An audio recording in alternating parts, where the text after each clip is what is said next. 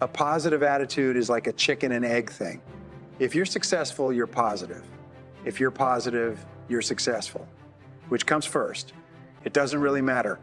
Positive thinkers are men and women who accomplish an awful lot more than people who have negative mental attitudes. Your job is to become thoroughly positive and constructive towards yourself, your possibilities, the world around you, and the people in your life. The way you do this is very much the same way you develop physical fitness. We know that you can't see the results of mental fitness in the same way you can see physical fitness, but you can see the results of it. Mental fitness comes from following a specific exercise program, doing things in a certain way every single day. It's much easier than going to a gym and sweating and working out. So I'm going to ask you to do this for me. I'm going to give you 7 steps, 7 things that you can do, 7 things that have been proven to work. What I'm going to ask you to do is practice these 7 steps for 21 days. The reason for this is that it takes 21 days to develop a new habit pattern of any kind. If you work on a habit pattern and practice it every day, you begin to develop new neural grooves in your brain that cause you to think and act more optimistically automatically.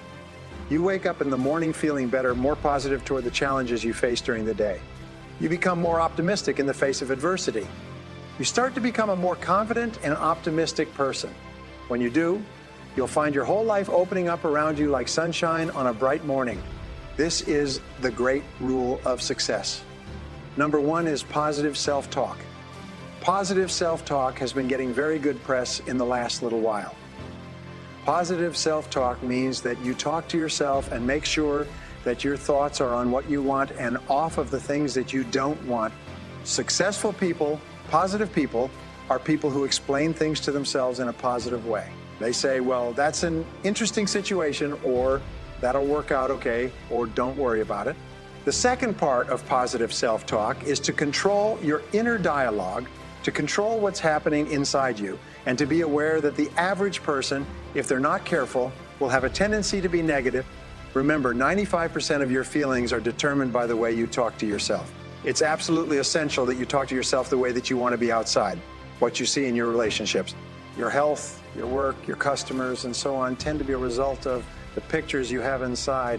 If you see yourself and think about yourself as an extraordinary person, if you see yourself as a success, if you see yourself as happy and positive, confident and in control, if you see yourself as a loving parent or spouse, you will act that way toward others. Your subconscious mind controls your reticular activating system, or your reticular cortex as well. If you interview successful people, it's a very interesting thing. If you interview successful people and you ask them on a regular basis, what do you think about? What are you thinking about now? You find that successful people are always thinking constructive, positive, creative thoughts that help them to be more successful. Now, if you think about positive, constructive, success-oriented, happy things, you start to have more of those in your life. The fourth part of mental programming, the fourth part is positive people. We have a tendency to adopt the words, the actions, the behaviors, the mannerisms, the dress we associate with most of the time if we're not very careful. Get away from negative people, get around positive people, associate with winners in your life. The fifth part is positive training and development. Most of your success is going to come from other people. Most of your success is going to come from someone who helps you, and people like to help other people who are good at what they do and who are pleasant and easy to get along with. Wait an hour a day, 30 to 60 minutes every day will make you one of the greatest authorities in your field in a couple of years. Listen to educational and uplifting audio cassettes in your car. When all knowledge and skills are becoming obsolete, it's the ability to learn new things at a rapid rate. So dedicate yourself to lifelong continuous personal improvement. Number 6 is positive health habits. First of all, eat lots of fruits, lots of vegetables, lots of whole grain products. Second of all, stop eating fats, sugars, and salts. Third of all, drink lots of water. And fourth of all, get lots of exercise. Head onto an aerobic exercise program. Regular rest and recreation are absolutely critical to having high levels of physical energy, which gives you the optimism and confidence to be able to bounce when you face the adversities of daily life rather than breaking. The seventh key to mental fitness. We call this a sense of urgency. There are many qualities that you can develop to be successful. but a sense of urgency is possessed by less than 2% of the population. These are the people who are almost magnets for opportunities. I had to change my thinking.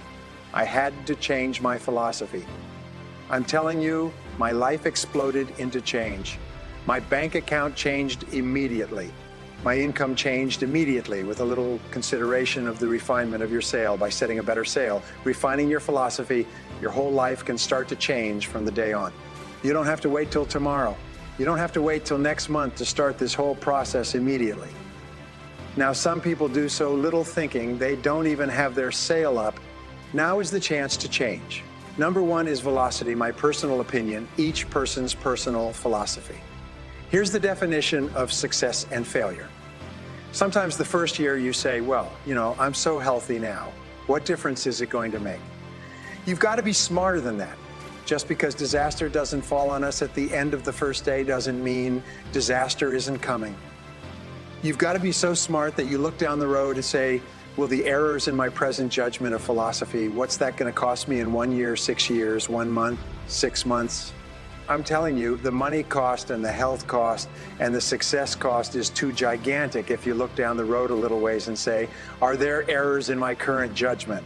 Like an apple versus a Hershey bar, is that just a good illustration of some of the rest of my errors in judgment? If it is, that's where I found myself at age 25. At the end of the first 6 years of my economic life, I've got pennies in my pocket, I've got nothing in the bank. The creditors are calling saying, hey, you told us the check was in the mail. I'm embarrassed. I'm behind on my promise. I used to think it was the community that was messed up and the country was messed up. The government was messed up. Then I found out what was really messed up was my own personal philosophy. My own errors in judgment in my own personal philosophy brought me in 6 years, pennies in my pocket, nothing in the bank, and trying to explain why I wasn't doing well living in America as a 25-year-old American male with a family. Every reason to do well. Here's the formula for failure. Errors in judgment, being lax about developing your own personal philosophy. Come on now, let me give you the secret to success. The formula for failure. A few errors in judgment repeated every day for 1 month starts the weakness, starts the disaster process. You can imagine what happened. Now, here's the formula for success. A few simple discipline practices every day, and you've started the whole new process called a whole new life. A few simple disciplines practiced every day. It's not only with your health habits, but with your money habits and with your communication habits, with your sales habits, management habits, and every other habit that you've got. If you'll start that process, eliminate the errors, and replace it with disciplined practice, you can start this process of life change immediately after today. You don't ever have to be the same again. You don't have to start with something staggering. What if you should be walking around the block for your good health and you don't? What'll that do in 6 years? I'm telling you, the word is disaster. You could, and you should, and you don't. Here's an even stronger word. You won't. I mean, don't might mean you're careless, won't probably means you're stubborn, and either one's called disaster. Now, how do you change all that the next 6 years? By the time I'm 31, I'm a millionaire. How about that? Well, strangely enough, during that second 6 years of my economic life, the economy was about the same, and prices were about the same, and everything else was about the same. Circumstances were about the same. Then how come I got rich? How come I totally changed my life? I was not the same. I started with my philosophy. I started mending my errors by doing some better thinking, changing my mind, coming up with ideas that I didn't have before I met my teacher. And once that whole process started for me, I'm telling you, I changed my whole life within a 6-year period. I was never the same, and I've kept up that process all these years. Your philosophy is going to determine whether or not you go for the disciplines or continue the errors. That's called potential. Everybody has it within their vow. Guy didn't say, hey, as simple as an apple a day, as simple as a walk around the block. Why not start right there? If you don't start there, where else are you going to start?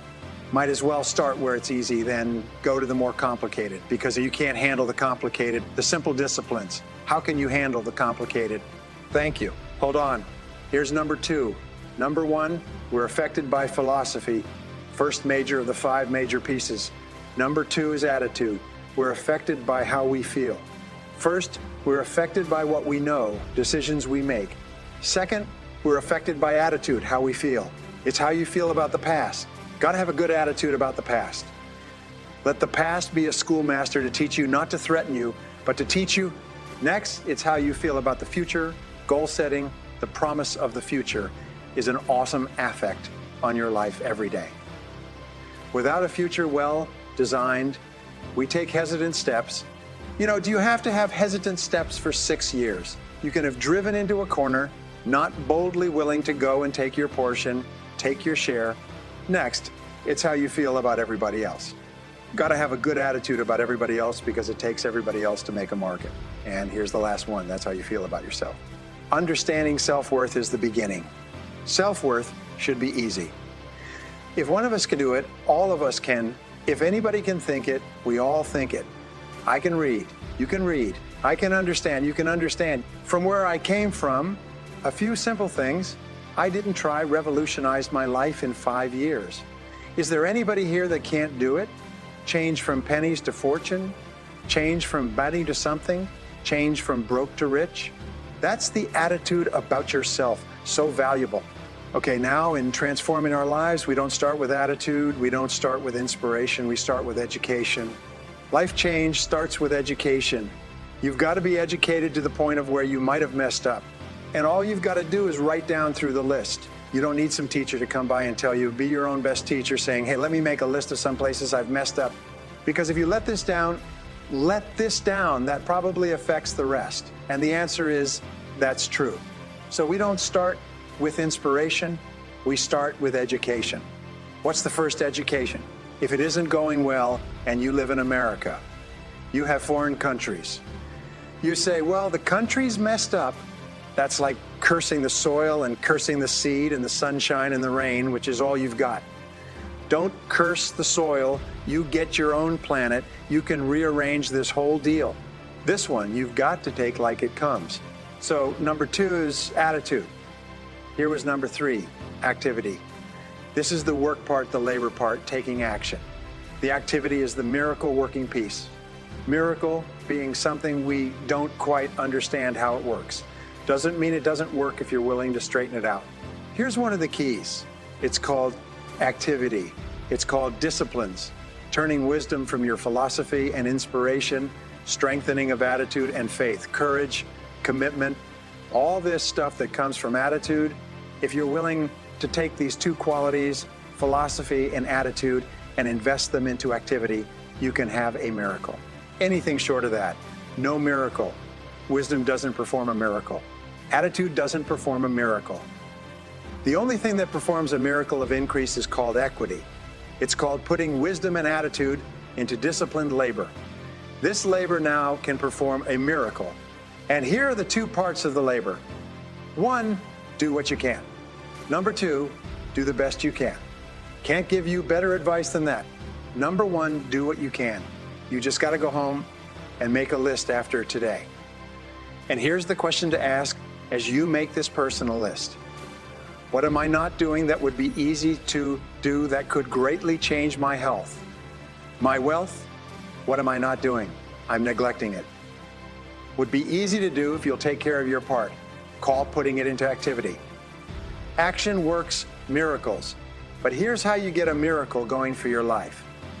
Number 1, do what you can. Get a list of the stuff you could do and you haven't done, postpone, and start cleaning that up. You can't start at a better place for personal change. It'll affect your bank account, affect your future, affect your income, affect everything.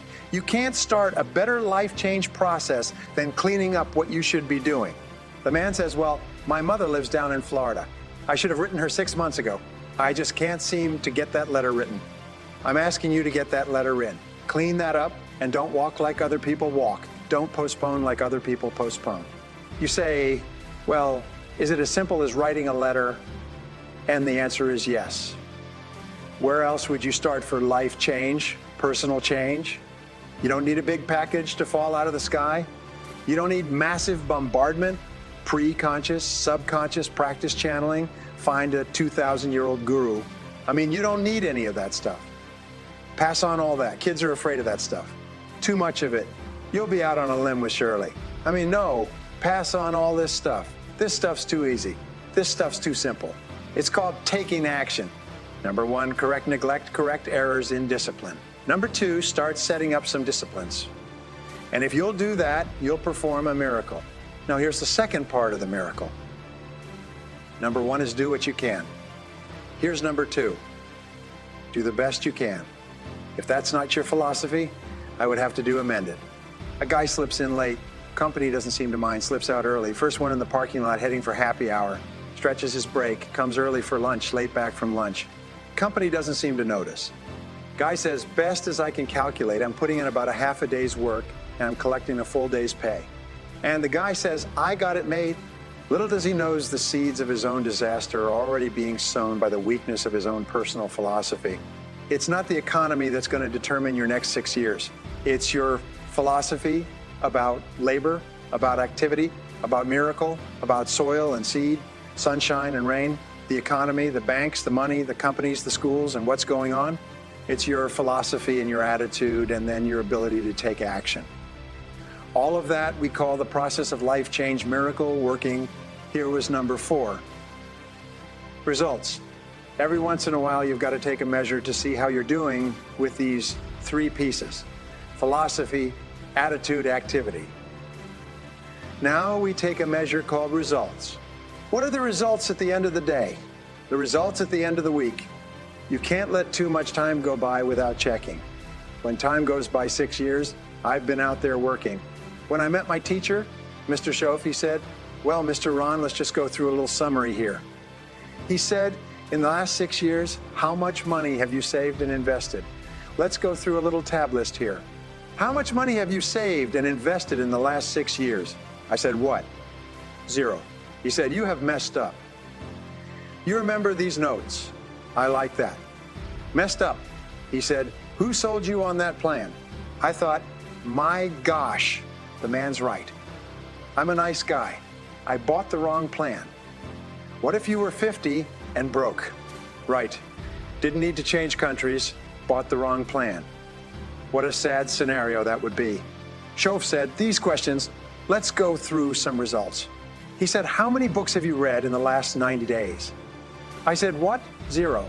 Wisdom of the world available. Change your life. Change your future. Wisdom of the world available. Develop any skill you want. Earn the kind of income you want. Have all the treasures you want. Equities you want. Relationships with your family that you want. Everything that you want available and the wisdom of the world to help you get it. Haven't read any books in the last 90 days? My teacher said, Mr. Ron, you have messed up. I'm telling you, you've got the deal. Schoaf said, Mr. Ron, in the last 6 months, how many classes have you taken to improve your skills or to develop new skills? Go for the American dream. Become rich and powerful and sophisticated and healthy and influential. How many classes have you taken in the last 6 months? I said, how many? 0. He said, you have messed up. Said, you don't need to unmess the country. You don't need to straighten out the perplexed. You don't need to straighten out any of this stuff. All you've got to do is look within and let results teach you a great deal about your own activity, your own attitude, and your own philosophy. I went through that process. Here's all life asks us to do. Make measurable progress in reasonable time. Some things you've got to check every day. Some things you've got to check at least by the end of the week. A salesman joins us at a little sales company supposed to make 10 calls the first week. Wouldn't it be legitimate calling in on Friday and say, John, how many calls? I mean, this stuff is simple. John says, well, say John, well, won't fit in this little box here. Well, now John starts with a story. You say, John, I made this little box so small, so a story won't fit. I don't need a story. I need what? A number. What will a number tell me? Everything. John's supposed to make 10 calls. What if he made 20? You'd say, wow. What if he only made 1 call? Will that tell us something about John's philosophy? And the answer is yes. Will it tell us something about his attitude? Of course. Will it tell us something about his disciplines? Of course. And if he wants a lesson in life change, all he has to do is be willing to face the numbers and come up with the results. that will teach you to either celebrate if you've got good results or fix whatever needs to be fixed in your philosophy, attitude, and activity, called disciplines. You don't need to go anywhere else. I do believe in affirmations. Now, if you need a little additional affirmation, you just put up there, I'm 40 and broke. I mean, that ought to do it. And if you need just a little more, put up there, I live in America and I'm 40 and broke. That's enough to turn your life around. It says, hey, something is wrong somewhere. I have messed up. And I'm telling you, if you'll start with that, it's called the process of life change. And it doesn't matter how small the process is to start. One discipline starts it, and then one discipline feeds another, and the first thing you know, you've got this whole cycle in an upward positive motion. It's called life change, called income change, it's called health change, relationship with your family change. Equity's unprecedented that you can have in numbers that will stagger the imagination if you do not curse what's available and start amending what's possible to get the results that you want. Anybody can do this stuff. Results are the name of the game. Success is a numbers game. Good Note to Me said that it's a numbers game. You've got to go for the number. You've got to understand what the numbers are.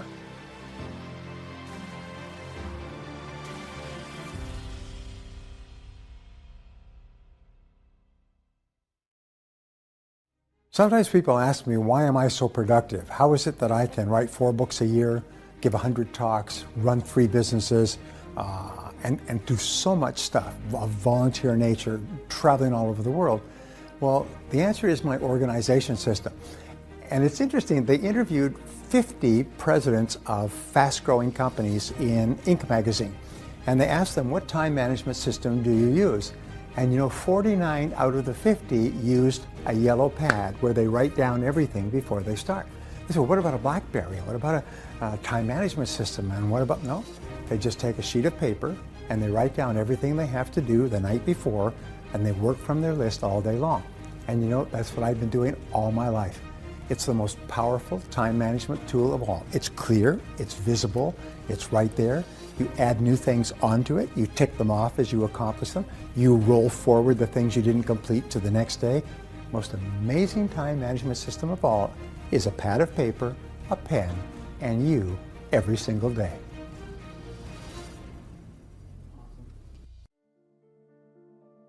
Now, there are 2 major sources of value in the world of work today. The first is time, and the second is knowledge. Today, time is the currency of modern business. The most important measure of time is duration, or speed. The most important quality that you can develop with regard to time is a sense of urgency. A sense of urgency is the habit of moving fast when an opportunity presents itself to you. Develop a bias for action. Fast tempo is essential to success. All successful people not only work hard, but they work fast. Now, everyone must stay focused on reducing the amount of time that it takes to get the same results. Customers will pay dearly for anyone who can reduce the time needed to get them the products and services that they want. People will pay more for someone who can satisfy their needs faster than someone else. And especially when it comes to managing your time, when it comes to looking at what you should do on a day-to-day basis, focus on results, not activities. You will always have too much to do and too little time. They say the average person has about 300 hours of projects to take care of right now. Books to read, magazines, newspapers, projects at home, work, and everything else. The fact is, you will never get caught up. So what they have found, and this is one of the great secrets of time management, is that you only get your life under control to the degree to which you stop doing things.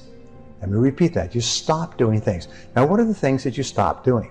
Well, the easiest way to set priorities and to determine this is to use the 80-20 rule. That if you make a list of 10 things that you have to do each day, 2 of those items will be worth more than all the other 8 put together. The top 20% of activities account for 80% of your results. So you have to say to yourself, what are the 1 or 2 things on this list that are more important than anything else? And of all of these things, if I could only do one thing before I was called out of town for a month, which one thing would I be sure to get done today? and that becomes your number one priority. Now, over the years, the ability to set priorities, and I have written books on time management. I've trained hundreds of thousands of people in time management. My audio and video programs on time management are in multiple languages worldwide. And everything comes down to one thing, is selecting your most important task right now and starting on it right now, and then disciplining yourself to stay on it until it's done. If you make the mistake of trying to clear up small things first, you'll find out that small things multiply, and pretty soon you spent your whole day doing little things. Sometimes people ask me, why am I so productive? How is it that I can write 4 books a year, give 100 talks, run 3 businesses, and do so much stuff of volunteer nature, traveling all over the world? Well, the answer is my organization system.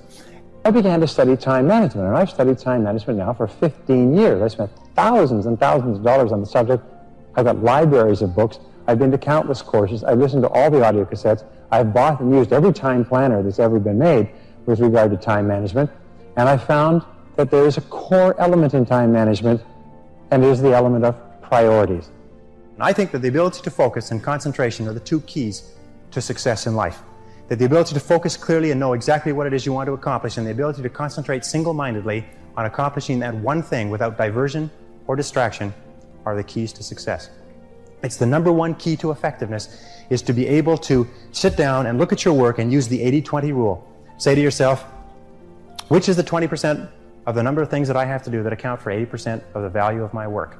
And always work on the top 20%. You see, in life, there's never enough time to do everything, but there's always enough time to do the important things. Instead of doing what is fun and easy, which is what most people do, you know what they do? They make a list of everything they have to do, and then they start at the bottom of the list and they work on the irrelevant things. At the end of the day, they haven't got anything done.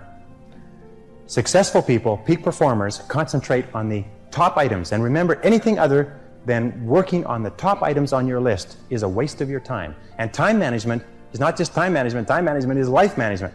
You can do anything you want with your life if you'll manage your time properly. We all have the same 24 hours a day, and the ability to concentrate, to discipline yourself, to use willpower and perseverance to concentrate on one thing at a time is a quality of all success. Nothing great has ever been accomplished without the ability to concentrate single-mindedly on one thing at a time.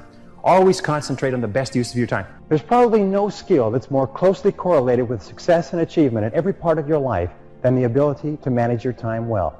It'll bring you to the attention of your superiors faster. It'll help you to get more done in a shorter period of time. It'll make you feel better about yourself. It'll lead to faster promotions, higher status, greater pay, and everything. Time management is essential to your health as well. Not just your productivity, but you only feel good about yourself to the degree to which you feel you're in control of your time and your life. In fact, the major reason for stress in America is a feeling of being out of control, a feeling of having too much to do and too little time to do it in. Here is my favorite time management question, which I give to you for free. It's simply this. Before you start anything, ask yourself, what is the most valuable use of my time right now? Make a list and say, what is the most valuable use of my time right now? When you get into your car, say, what is the most valuable use of my time right now? When you leave the house or leave the office, say, what is the most valuable use of my time right now? Ask yourself that question over and over and over again. Repeat it and repeat it and repeat it until it's driven into the subconscious mind as a command. And whenever you have a temptation to do something that is small and irrelevant, that command will go, blam, what is the most valuable use of your time right now? And you'll, ooh, and it'll push you into doing what is the most valuable use of your time. And whenever you're working on the most valuable use of your time, you feel great. You get concentrated effort is a source of energy and enthusiasm. It makes you feel wonderful when you're working on something important, and it makes you feel nothing when you're working on something irrelevant. Now, procrastination is not only the thief of time, it is also the thief of life. To outperform your competition, both inside and outside your organization, you must develop a time management habit of moving quickly when something needs to be done. You must develop a reputation for speed and dependability. The wonderful advantage of developing a sense of urgency and the habit of moving fast is that the faster you move, the better you get. This is because the faster you move, the more experience you get. The faster you move, the more you learn, and the more competent you become. The faster you move, the more energy and enthusiasm you have. People who move fast as a way of life soon develop a totally different temperament and personality than people who move slowly or who take a casual attitude toward their work. My friend Jim Rohn used to say casualness brings casualties. In its simplest terms, successful people are more productive than unsuccessful people. Successful people have better habits. They dream bigger dreams. They work from written goals. They stay focused on what they need to get done. They do what they love to do, and they concentrate on getting better and better at it. They use their natural abilities to the fullest. They're continually generating ideas to solve problems and to achieve company goals. They focus on using every minute of their time to get maximum results. Develop a sense of urgency. A sense of urgency is a quality that is possessed by only 2% of the population. 2% of the population do things fast. 2% of the population have a bias for action. In Tom Peters' wonderful book, In Search of Excellence, he says that all the excellent companies have a bias for action. And all of the companies that do not classify or do not come into the excellence category do things when they get around to it. You call them up and you have a problem or a complaint. You hear from them 3 or 4 weeks later. But the excellent companies, you call up with a problem or a complaint, and bang, there's somebody back to you in 2 minutes. If you ever want an experience, call IBM, call Hewlett-Packard, and say, I'm having a problem getting some information. I'm having a problem with my PC. They won't let you off the phone until they've taken care of you. You call the other companies, they'll say, it's not my job. They'll say, the guy who takes care of that isn't here. When will he be back? I don't know. Can you take a message? I don't have a pencil. You know, you've spoken to those people? And then they can't understand why they're struggling. You know that 20% of the companies make 80% of the profits in every industry? Interestingly enough. So develop a sense of urgency. Get the reputation as the person who does things fast. Develop a reputation for speed and dependability, and your future will just open up in front of you. Imagine if you owned a company, and you had 2 people in the company, and both of them were reasonably well talented, both of them were doing reasonably well, except one person had a sense of urgency and did things fast, and every time you give them something to do, they took it and they ran with it like a ball player catching a fumble and running for the goal line. The other person got to it after lunch, or maybe next Monday, or no rush, week's almost over, Thursday afternoon, and so on. Which one would you give additional responsibility to? Which one would you promote? Which one would you spend money training? Which one would you send to places where you needed help? It's always the person with a sense of urgency. I can tell you this, that the sense of urgency for me has been worth hundreds of thousands of dollars. As a consultant, I have been able to save my clients sometimes millions of dollars by acting fast when they've given me a project to take care of, whereas if I had acted even a day later, it could have cost a fortune. And if you'll develop that habit of working fast, that sense of urgency, act now, do it now, do it now, do it now. In selling especially. Somebody calls you up and has a question, get back to them now. Somebody has a problem, get back to them now. Somebody needs something, move on it quickly. If you have to forego coffee breaks or lunch or something else, move fast. If you develop that reputation for speed, it will be worth a fortune to you. Takes a little while, but it's a habit. Most people just sort of shuffle through life. You know, they get to it when they feel like it. But all the excellent people, all the high performers have a sense of urgency. I want to give you 4 time management tips for work-life balance. Now, time management behaviors are very much a matter of choice. You choose to be efficient or you choose to be disorganized. You choose to focus and concentrate on your highest value tasks, or you choose to spend your time on activities that contribute very little to your life. You choose to be positive or you choose to be negative, and you're always free to choose. Now, the starting point of overcoming your previous programming and eliminating the mental blocks to time management is for you to make a clear, unequivocal decision to become excellent at the way you use your time.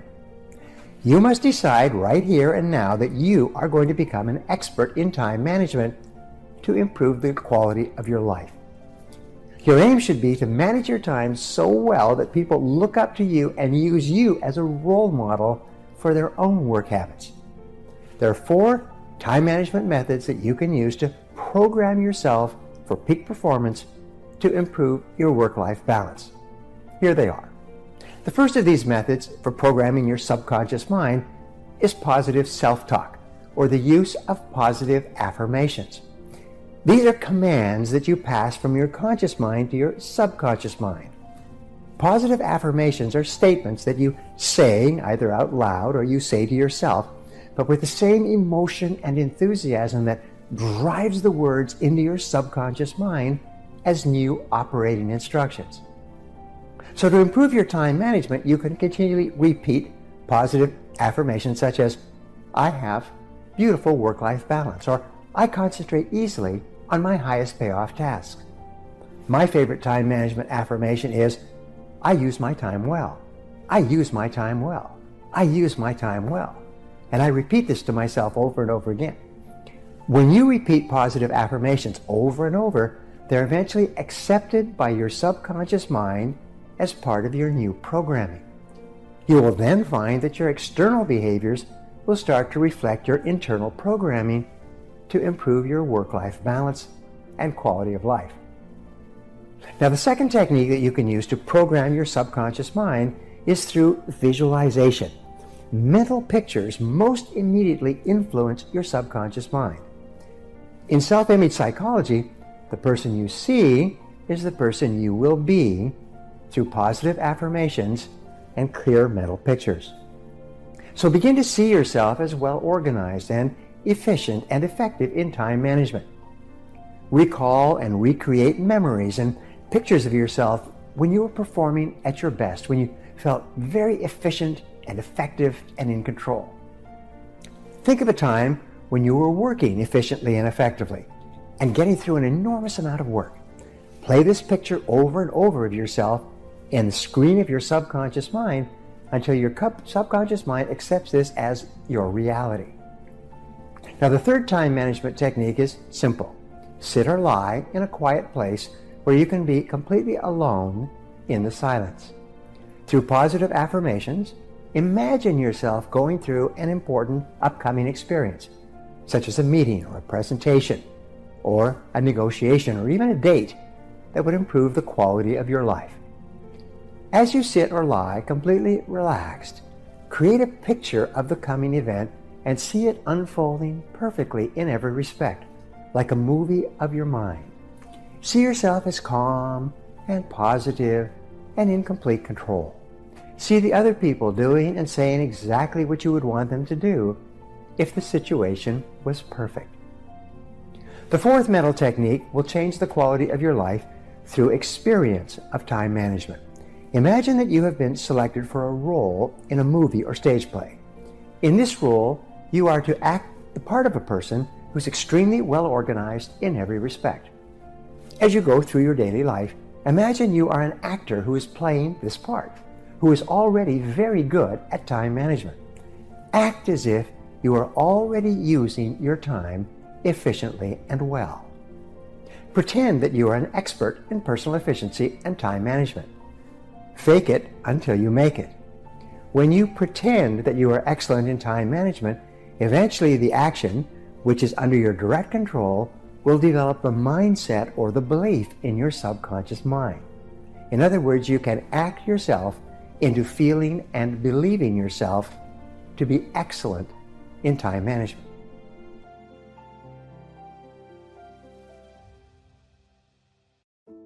The Greeks said that moderation in all things is the key to a happy life. Moderation. Now, sometimes people say, well, I don't have time for my family. I don't have time to exercise. I don't have time for this and time for that. Whenever you find yourself getting out of sync with regard to balance, and especially when you feel that you don't have the time, is when you most need to stop and think. So here's the question to ask. What would I do if I only had 6 months to live? If you find yourself working too hard or not spending time in your relationships, not spending time with the people you care about and who care about you, then ask yourself, what would I do if I only had 6 months to live? And if what you would do is you'd spend more time with the important people in your life, the time to start spending that time is now. So what would you do if you had 6 months to live? You know, it's an old joke that doctors say is that they never met a businessman on his deathbed who said, boy, I wish I'd spent more time at the office. The fact of the matter is that balance and moderation in all things increases your productivity, increases your efficiency. And remember, the only reason you're working is so that you can enjoy the great things of life, which are your people, your relationships, the things that make you happy, and so on. Imagine that you are financially independent, that you have 20 million pounds in the bank, and simultaneously, you only have 10 years to live. You're going to enjoy superb health, but you have all the money that you need, and you have to work at something. You cannot be a layabout. So therefore, if you could work at anything, and you had all the money you needed, and you didn't want to waste any time, what career would you choose? If you could wave a magic wand and have all the talent and skill that you need to be successful in any field, what field would you choose for yourself? And then what you do is you just start to do some research on that field. Work in it part-time, work in it for free, read books and courses, talk to people who are in it. And I have spoken to literally thousands of people over the years who did that and eventually changed out of their current job, sometimes within their same company, changed out of their current job where they weren't very satisfied into a new job that they loved, and they became a star at that new job. And virtually everybody can do this. I'm going to give you a law that is my favorite law of time management, and it's called the Law of Three. And this law alone will enable you to be one of the most productive and successful people in your world. The Law of Three is based on my 30 years of study into time management. And what it basically says is that if you make a list of everything that you have to do in a week or a month, you'll come up with 20 or 30, some people write down 40 or 50 tasks or activities. But if you look at this list, you'll find there's only 3 activities that you engage in your life that account for 90% of the value that you contribute in your life. Wherever you are in life, there's only 3 things that account for 90% of your happiness. It's only 3 things. This law of 3 works everywhere, and it works for everyone. It works if you're a doctor or an investment banker or a salesperson or a business owner or a student. Whatever, there's always 3. And so what you do is you make a list of everything you do, and then you ask 3 questions. Question number 1 is that if I could only do one thing on this list all day long, which one activity would have the greatest positive impact on my life? Or you could say, if I could only do one activity all day long, which one activity would help me to double my income faster than anything else? And that answer is usually pretty obvious. So you put a circle around that. And then you ask it again. If I could only do 2 things all day long, what would be the second most valuable thing that I could do? And you go through your list and you come up with number 2. And then you ask the question the 3rd time. If I could only do 3 things all day long, what would be number 3? And you circle it. Now, I put every one of my students through this exercise, and they're all astonished because in a few minutes, they see clearly that these are the 3 most important things that they do in achieving their goals of health, wealth, and happiness. And so the rule is this, is do fewer things in your daily life, but do more important things. And do them more of the time, and then get better, improve in each one of those areas. So in your life, there's 3 things that you do that are more important than everything else. And these will change over time. But you must be clear about those 3 things. And if you start working on only those 3 things, you will double your productivity, performance, and output very quickly if you can concentrate on the 3 most important things you do. Well, there's 4 requirements for you to make these techniques work for you. We call these the 4 Ds. The first D is desire. It's want. You must have a burning desire to be effective at time management. The second D is decision. You must make a decision that you are going to become an expert in this subject. You are going to take this course, you're going to use these materials, you're going to practice them over and over again, because what we have found is in the absence of a decision, nothing ever happens. You need a clear, unequivocal, do or die, burn the bridges decision that this is a subject that you are going to master. The third D is discipline. You must discipline yourself to practice and repeat over and over again good time management techniques. In fact, we say that time management is self-discipline in action. And the ability to discipline yourself more than anything else is going to determine your success in life. And the fourth D, to become excellent in time management, is determination. You must have the ability to persist. You must have the determination to keep on keeping at it, long enough until you become very, very good in this field. But I promise you this, the payoff is tremendous, because you see, time management is really life management. Everything that you do to improve the quality of your time management will improve and enhance every part of your life. You can even say it this way, the quality of your life is determined by the quality of your time management. The quality of your life will be determined by the way you use your time minute to minute, hour to hour, day to day, because your time is your life. In every single study of high-performing men and women, we find that intense result orientation goes hand in hand with big payoffs in life. You see, it's not how much time you put in or the activities that you engage in or how sincere or how intelligent or competent or capable or anything else. It's only what you produce, the results that you get from the time that you put in, that counts in determining your rewards, not only your psychic rewards, how good you feel about yourself, but your financial rewards. You're always paid in direct proportion to the quality and the quantity of the results that you produce. Point number one is that your rewards in life will always equal your results. We call this the law of sowing and reaping, the law of cause and effect, that the cause of everything that happens to you is your ability to get results, and these are your rewards. If you want to increase the quality and quantity of your rewards, you have to think all the time about increasing the quality and quantity of your results. Now, the second point is this, is that most people are very unproductive. Most people could not do a full day's work if their life depended upon it. In fact, every study that I've ever seen suggests that the average person works at only 50% of capacity. In fact, in most work environments, about 30% of all the work time is spent in socializing, gossiping, wasting time, talking, chit-chatting, hanging around the water fountain, reading the newspaper, drinking coffee, and so on. What does it mean to you? It means if the average person is working at 50% or less of capacity, there are tremendous opportunities for you, if you'll do some of the things that we talk about, to rapidly move ahead of other people. The starting point of getting things done is the quality of neatness.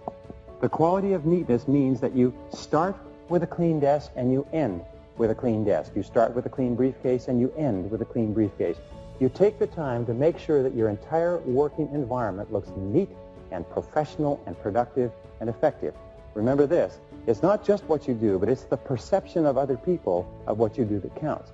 I read a story by a self-made millionaire who said that he built 5 successful companies, and one of their critical rules was that every single person kept a clean desk. Now, the fourth key in getting things done is the importance of focus. Focus, which leads to clarity. Now, we talk about this over and over again. Focus means that you're absolutely clear about what you're trying to accomplish. Focus means that you're absolutely clear about your key result areas and why you're on the payroll. We say that fuzzy focus leads to fuzzy results. Clear focus leads to clear results. And this means that you take the time to think. You take the time to think through, why am I on the payroll? What have I been hired to accomplish? What are my key result areas? What are my core functions? What are the 20% of the things that I do that account for 80% of my results? And so on. So the starting point in getting things done is focus and clarity. I call this it's like adjusting the camera all the time, so you keep your focus very, very clear. Well, the next key principle is concentration. Now, concentration is what you do is once you've decided on the most important idea to achieve your most important goal, then you have to concentrate single-mindedly on one thing until it's complete. Bill Gates and Warren Buffett, the richest man in the world and the third richest man, were at a dinner party at Bill Gates' home last year. And there were about 100 guests, and they were standing around at the reception, drinking wine and so on. And these three men, Bill Gates, Warren Buffett, and Bill Gates' father, are good friends. And so they were standing, talking, and one of the other guests came up and said, "Excuse me, gentlemen, you are 3 of the most important people in the world. What would you say is the most important key to success today?" And they stopped talking, and they all turned, and they said, "Focus. Focus is the most important quality for success today." We're so surrounded by so many distractions of so many kinds that the ability to focus is more important for success than any other quality. Now, I developed a philosophy when I was young and broke. And the philosophy was that if rich, successful people tell you to do something, you should do it. If they tell you that this is a key to their success, then you should at least practice it for a while to see if it applies to you. What I have learned, and what I learned coaching my clients, my business owners, is I taught them how to focus. I taught them how to select specific goals and activities in each area of their life and how to focus like a laser beam on one goal at a time. If you can do that, you can conquer the world. Now, concentration is, in reality, where all the work in time management leads us to. It is the ability to concentrate 100% on one thing, setting priorities, the most important thing, and to stay with that single task until it's finished. Concentration means moving forward in a straight line toward the goals and objectives that you've clearly identified. It means concentrating without diversion or distraction. Focus and concentration. I believe in 25 years of research that the reasons for success and happiness in life are focus and concentration. The reasons for lack of success and unhappiness are lack of focus, lack of concentration. I have found the most important time management or personal productivity principle of all. And it is this, is make a list of everything you do in the morning before you start work, and then select the one item on that list that's more important than any others in terms of potential consequences, and then start on that one task and then work on it 100% of the time until it's complete. Now, if you can do that, you can double and triple your productivity, become one of the highest paid and most respected people in your world. Select your most important task, start on it immediately, work on it 100% of the time until it's complete. Because here's what I discovered in 30 years of studying and writing books on time management is that task completion is the key to success. It is not tasks that you work on, but it's only the tasks that you complete. If you're a student, it's completing your assignments and your reports. If you're a salesperson, it's completing the sales. If you're a business person, it's completing different transactions. Everything in life is completing tasks. Now here's a wonderful payoff. When you complete an important task, it gives you an increased sense of self-esteem and personal power. Your self-confidence goes up. You get more energy and more ideas. You feel happy about yourself. Whenever you complete a task, your brain gives you a rush of endorphins. And endorphins make you happy and more alert and more creative. They strengthen your immune system so that you're never sick. So you'll find that what successful people do is they're always starting and completing tasks. And especially they start and complete them on time. Now, what does this require? It requires our old friend and enemy, self-discipline. Now, what we know about task completion is that not only is it the key to the future, not only is it the key to getting more and greater and better opportunities, but important task completion, doing something that's important to you and carrying it through and finishing it 100% at the end is a source of energy, enthusiasm, and high self-esteem. Men and women who are working consistently on getting important things done and staying with it till they're complete are more positive, they're more optimistic, they're more self-confident, they have more belief in self-assurance in themselves, and they get more opportunities to complete more tasks. And here's the flip side, is completing low-priority tasks leads to stress. If you work and you get a lot of little things done, but they're not moving you toward the accomplishment of things that are really important to you, what happens is you just feel crummy as a result. We find that the average Brit, average German, average French person works about 1,600 hours a year. Average executive or business owner works about 2,000 hours a year. So what you do is you take your annual income and you divide it by 2,000. So let's say you're earning 100,000 pounds a year. Divided by 2,000, that means that you're earning 50 pounds an hour. This is your hourly rate. Over time, you can even include all your benefits and pensions and so on.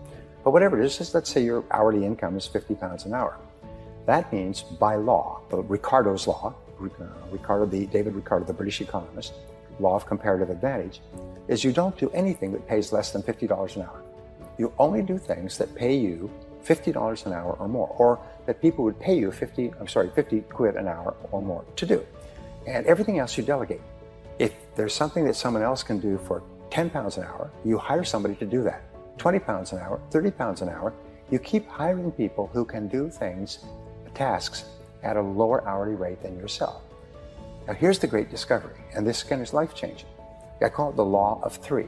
The law of three says that no matter how many things you do, how many tasks you do in a week or a month, and it's usually 20 or 30, 3 of those tasks account for 90% of your value. Only 3. And you make a list of all of your tasks. And I do this with my business owners, and I have them go through this, and they're astonished. And they double their income within 30 days. Because I ask them the 3 magic questions. Magic question number 1. If you could only do one thing on this list, one task on this list, all day long, which one task would have the greatest positive impact on your career? Which one task? Well, it'll usually pop, it'll jump out at you. So you put a circle around it. Then you say, if you could only do 2 things all day long, which would be number 2? And you put a circle around that. If you could only do 3 things all day long, which would be number 3? Put a circle around that. And suddenly it's almost like all these other tasks fade. Like in a camera shoot, in a movie, they fade, and those 3 tasks are sitting there, like those 3 magic tasks, and you realize, oh my God, those are my big 3. Everything else is secondary. Everything else can be done by someone else, or done later, or not done at all. And then you focus on the 3. So here's the rule for doubling your income, and doubling it again, and doubling it again. Do fewer things, but do more important things, and do them more often, and get better at them. Repeat. Do fewer things, the big 3. Do more important things. Do more of them. Spend more of your day working on those 3 tasks, and then get better at those tasks so you can get more of them done faster at a higher level of quality. If you will practice the law of 3, you'll transform your life. If you combine that with the eat the frog and work on your most important task, the one that can contribute the most value, and you can do that until it becomes a habit, just automatic. You get up in the morning and you just start work on your most important task, and you say, no, I don't do that. I don't do little tasks. Those are not my job. People say, what about this, what about that? I say, excuse me, I'm management, not labor. I do management tasks. I do my big 3. Labor does all these other things. They go, ho, ho, ho, ho. So you, person who's watching this right now, is your management, not labor. Think of yourself as management and do your 3 tasks. If you can do that until it becomes a habit, you're going to conquer the world. All of us, over the course of our lives, want to develop character. And character has been defined several ways. One definition I like is that character is the ability to follow through on a resolution after the enthusiasm with which the resolution was made has passed. So taking this course, by the way, you will make a lot of decisions and commitments and resolutions. The true measure of character is whether or not you have the capacity to follow through. Character, in effect, is self-discipline in action. Character is self-discipline in action. You can tell how much character you have by how willing you are to discipline yourself to make the sacrifices that are necessary in the short term to have a great life in the long term.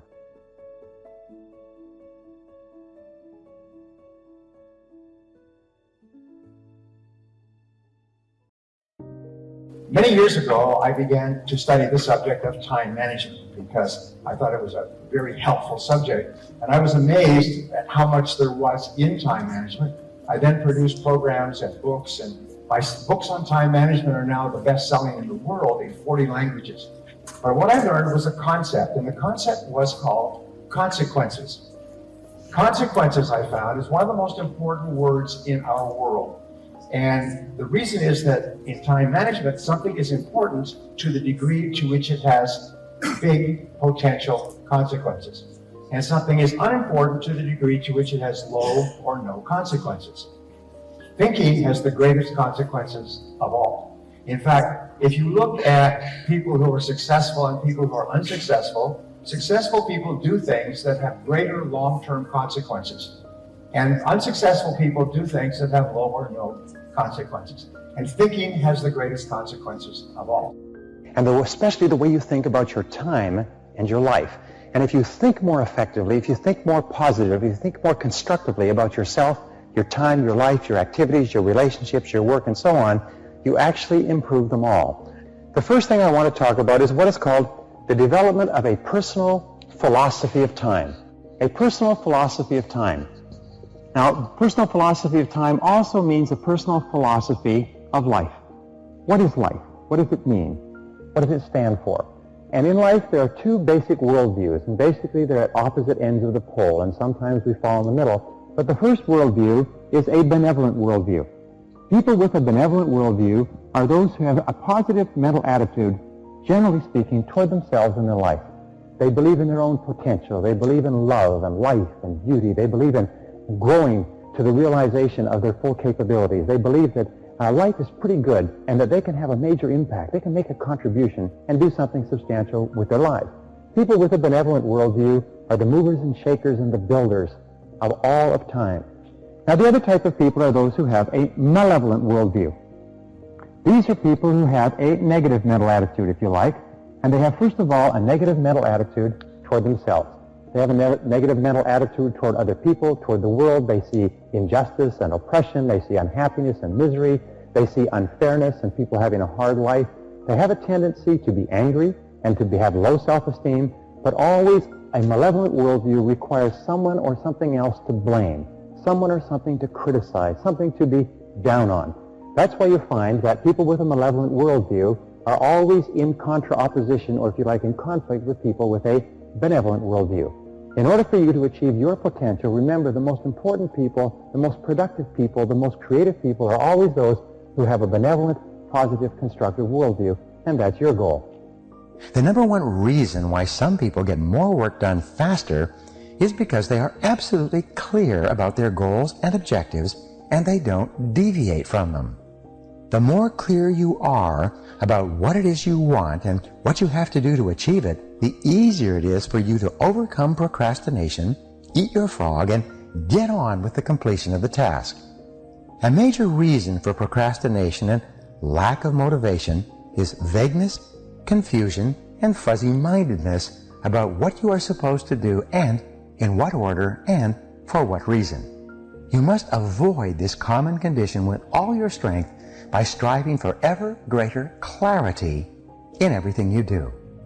You need to persevere and persist single-mindedly toward the completion of your important task, because we say that the ability to concentrate is a discipline, and perseverance or persistence is self-discipline in action. You see, anybody can start off to do a job, but your ability to keep in there and keep slogging and stay with it and refuse to budge and keep moving is the critical factor of high performance. Remember that the average person, especially executives, pick up an important piece of paper or task as many as 5 times before they actually complete work on the task. What does this mean? It means that if you pick up the task and you focus single-mindedly on that, and it's your most important, and you concentrate on it till it's complete, you can give yourself a 500% savings in time or increase in productivity. This has been proven in study after study after study, that the fastest way to increase your output is to pick up a task and to stay with that task instead of picking it up and coming back and picking it up and coming back and so on. The 80-20 rule is one of the most helpful of all concepts of time and life management. It's also called the Pareto principle after its founder, the Italian economist Vilfredo Pareto, who first wrote about it in 1895. Pareto noticed that people in his society seemed to divide naturally into what he called the vital few, the top 20% in terms of money and influence, and the trivial many, the bottom 80%. He later discovered that virtually all economic activity was subject to this Pareto principle as well. For example, this rule says that 20% of your activities will account for 80% of your results. 20% of your customers will account for 80% of your sales. 20% of your products or services will account for 80% of your profits. 20% of your tasks will account for 80% of the value of what you do, and so on. This means that if you have a list of 10 items to do today, 2 of those items will turn out to be worth as much or more than all the other 8 items put together. The law of comparative advantage is an economic law that says that you should always hire or pay someone else to do something that can be done if they can be paid a lower hourly rate than the rate that you desire. For instance, if your goal is to earn $25 an hour and it costs $6 an hour to mow your lawn or wash your car, you should always hire someone to do that. You should always pay someone else at a lower hourly rate so that you can free up your time to perform higher value activities. All of companies and organizations are designed around this. The individual starts off doing everything, and then as the company becomes busier and more successful, what the individual does is they hire people to do lower value activities so you can spend more time doing higher value activities. Don't ever do $5 an hour work if you want to earn $25 an hour. Don't ever work on low-value activities if you want to earn the results that come from completing high-value activities. Remember, time is the one irreplaceable, indispensable resource of accomplishment. Is that all accomplishment, all achievement requires time. And if you use it on something of low value, it's gone forever, it's perishable, and you don't have it to work on things that are really important to you. Here's an interesting discovery. Each of these tasks may take the same amount of time to accomplish, but one or two of these tasks will contribute 5 or 10 times the value of any of the others.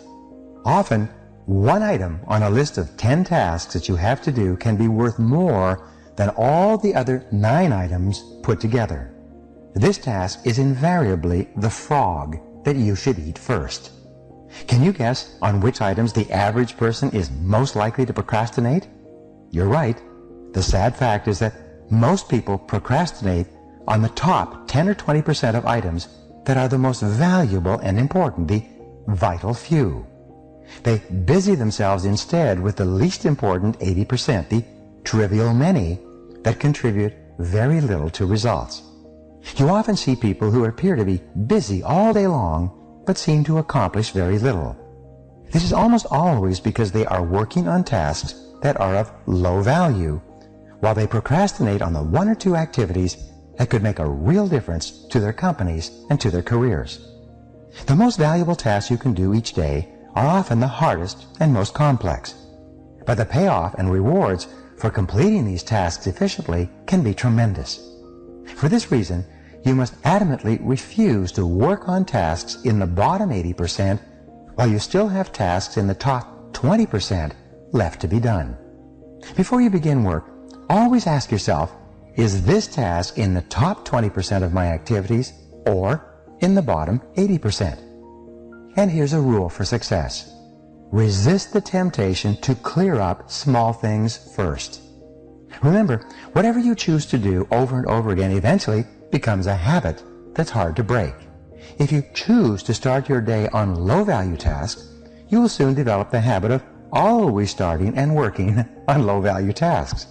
This is not the kind of habit you want to develop or keep.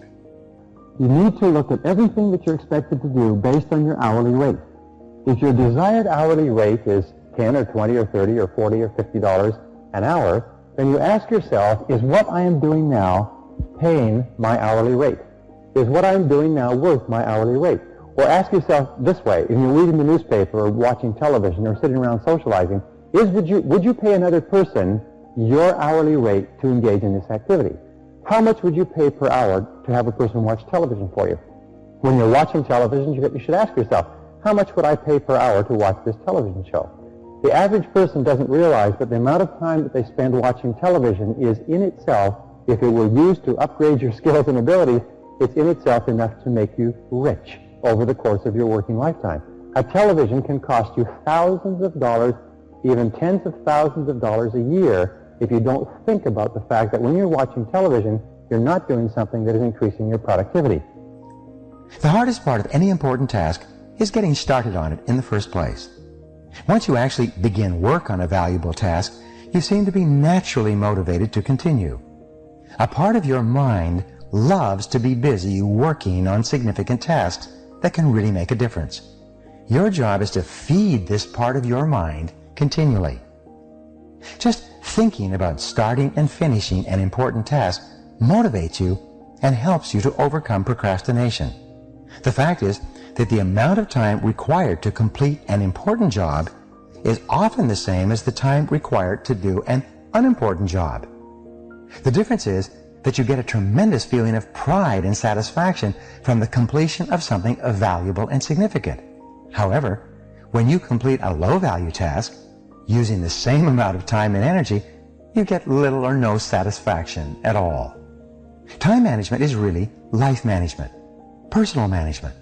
It's really taking control of the sequence of events. Time management is control over what you do next. And you are always free to choose the task that you will do next. Your ability to choose between the important and the unimportant is the key determinant of your success in life and work. Effective, productive people discipline themselves to start on the most important task that is before them. They force themselves to eat that frog, whatever it is. They accomplish vastly more than the average person and are much happier as a result. This should be your way of working as well. Time management is a lifelong skill. It's a lifelong commitment. It's not something that you learn and that you put aside. Time management is a discipline, but it's like physical exercise. It's like eating. It's like sleeping. It's like hygiene, brushing your teeth. You have to work on it continuously. Every single day you have to get up and you have to think consciously about how you're going to manage your time, how you're going to use it today. Remember, time is life. So you have to think continually about how you're going to use your life more effectively. A key part of time management is to take the short view, which means to measure out your time in minutes. We find the most productive people in our society, the most important, the most prominent, are those who are the most fastidious about their time management. They measure out their time in 10-minute chunks, like accountants and lawyers and doctors, whereas unsuccessful people measure out their times in half days and full days and weeks. So take the short view. Be fastidious about your time. Following that is know where your time goes. Know where your time goes. Take the time to think. Know where your time goes so that you can ask yourself if this is how you want to spend your time. Analyze it. Keep a list of how you spend your time. Look and ask yourself all the time, is this consistent with what I want to do and what I want to accomplish? Just say no if a particular activity does not contribute to the highest value use of your time. Just say no if something is not helping you. Use the techniques of delay in order to gain time to think about whether or not you want to do something. One of the best techniques I've ever used and discovered is what is called the 24-hour technique. No matter what anybody wants you to do, ask for 24 hours to think about it. Think about it overnight. Think about it over the weekend. Think about how you're going to say no, and just say no to anything that does not contribute to accomplishing things that are important to you. Dr. Edward Banfield of Harvard University studied success for years and years in this context. He said, what are the characteristics of people that cause them to move up socioeconomically in the course of their lifetime? What are the predictors of upward social evolution? And what he found out was that long-time perspective was the critical factor, that this is an attitude. And people with long-time perspective, as we mentioned briefly before, are those who take a look at where they are now and where they want to be in 20 years. And they make sure that everything that they're doing today is going to help them in the long term. They are willing to work hard today knowing that the payoff will come much, much later. And as you go up socioeconomically, you find that people's time perspective stretches out further and further. So develop the long view. Now, when we say developing the long view, we mean that people with the long view are willing to sacrifice in the short term for benefits in the long term. They're willing to study and prepare and plan and work. They're willing to practice the law of accumulation, which says that every great achievement is an accumulation of hundreds and thousands of efforts that a person puts in that nobody ever sees, but a person is willing to do it, realizing that the payoff will be tremendous. Taking a time management course or program and learning these things is an investment of time with a payoff that can last for a long time. Now, the third key, which comes out of the long view, is the ability to delay gratification. Economists agree that the number one reason why people or even economies fail is because of the inability to delay gratification. They want to spend all of their time, all of their money now. They want to have fun and do what is fun and easy rather than what is hard and necessary.